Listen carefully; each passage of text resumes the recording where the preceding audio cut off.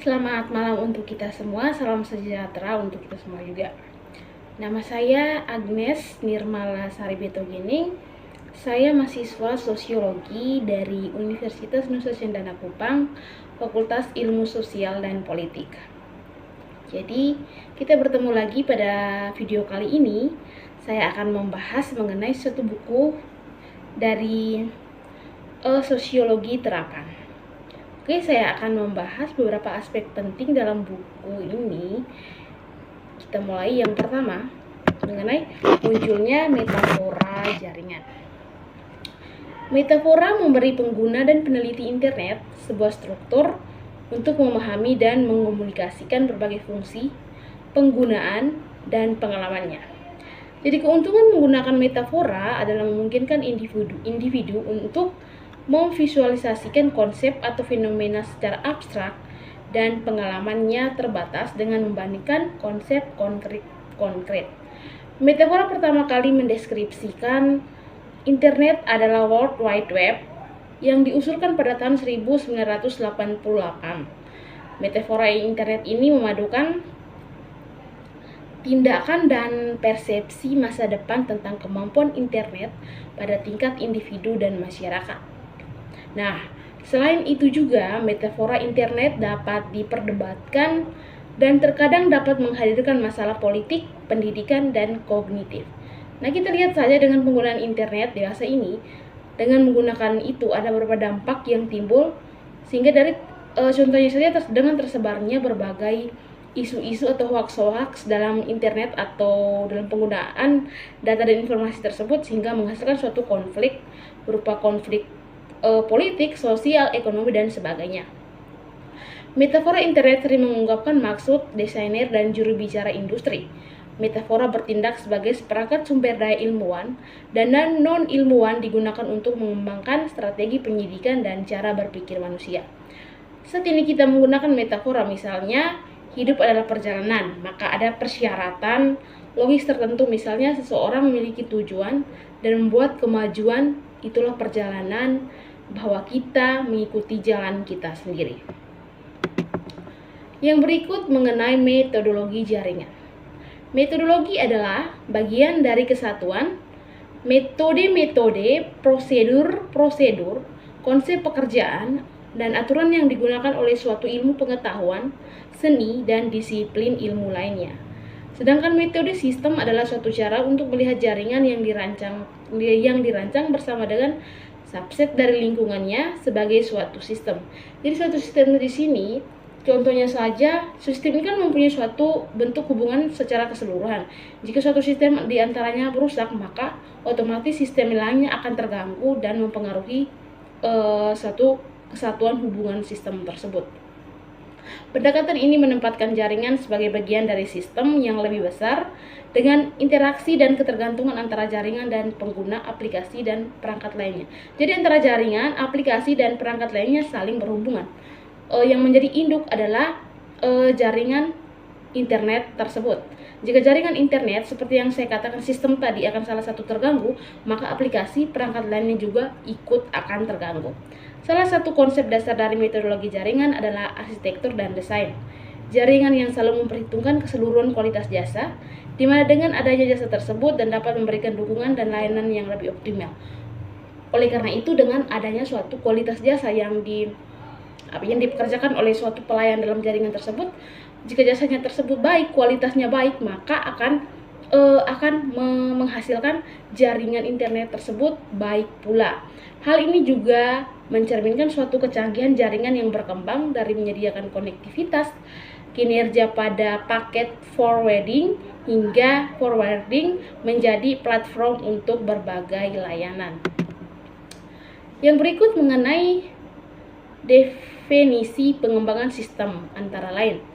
Yang pertama, menyusun suatu sistem yang baru untuk menggantikan sistem yang lama secara keseluruhan, suatu proses pengaplikasian teknologi informasi untuk suatu tujuan tertentu atau menyelesaikan suatu masalah, memilih suatu masalah yang besar dan kompleks menjadi beberapa bagian kecil yang dapat dikelola. Yang berikut lanjut mengenai masyarakat jaringan. Oke. Masyarakat jaringan adalah istilah yang tercipta pada tahun 1981 dengan sosial politik dan perubahan budaya yang disebabkan oleh penyebaran jaringan, teknologi digital, informasi, dan teknologi komunikasi. Istilah masyarakat jaringan ini diciptakan oleh seorang ilmuwan yang berasal dari Norwegia bernama Stein Brattem, dan menurut seorang ahli lagi yang bernama Van Dijk mendefinisikan masyarakat jaringan merupakan kombinasi dari sosial dan jaringan media, lalu menciptakan bentuk organisasinya paling awal dan struktur yang paling penting di sebuah tingkatan. Jadi dengan adanya suatu internet tersebut, ada beberapa kumpulan komunitas atau masyarakat membentuk suatu organisasi untuk memanfaatkan jaringan tersebut guna menghasilkan beberapa keuntungan dalam pekerjaan mereka. Oke, yang berikut mengenai internet sebagai media. Internet merupakan suatu program yang berbasis jaringan atau koneksi dari sebuah komputer yang saling bertautan untuk menyebarkan suatu data dengan menggunakan protokol atau IP. Data tersebutlah yang salah satunya berupa informasi atau pesan. Internet sebagai media merupakan internet digunakan dalam pemenuhan beberapa aspek, yang di dalam beberapa bidang-bidang seperti bidang komunikasi. Contohnya saja dulu kan kita menggunakan komunikasi surat menyurat. Sekarang dengan adanya perkembangan globalisasi dan modernisasi, maka kita beralih lagi kepada teknologi yang lebih canggih lagi seperti internet sekarang. Selain itu juga dalam bidang pembelajaran, pemanfaatan internet dalam bidang pembelajaran seperti yang sekarang ini dilakukan guna mencari bahan yang dilakukan oleh guru ataupun murid. Yang berikut mengenai internet sebagai ruang sosial. Internet sebagai ruang sosial merupakan internet sebagai suatu sarana atau wadah yang digunakan oleh masyarakat atau komunitas dalam mengakses data atau informasi guna kepentingan bersama dalam kehidupan sosial masyarakat. Sedangkan komunitas merupakan sebuah kelompok sosial dari berbagai organisme dan berbagai lingkungan, umumnya memiliki ketertarikan dan habitat yang sama. Nah, oleh karena itu, komunitas atau masyarakat saling mempunyai hubungan timbal balik antara masyarakat dengan internet, antara komunitas dengan internet, karena mereka saling berhubungan. Nah, sedangkan di dalam internet tersebut ada sebuah sebutan yang bernama identitas online. Dengan mengunggah data atau informasi tersebut, para pengunggah biasanya dinamakan identitas online. Mereka menggunakan nama samaran atau juga nama asli mereka. Oke, yang berikut mengenai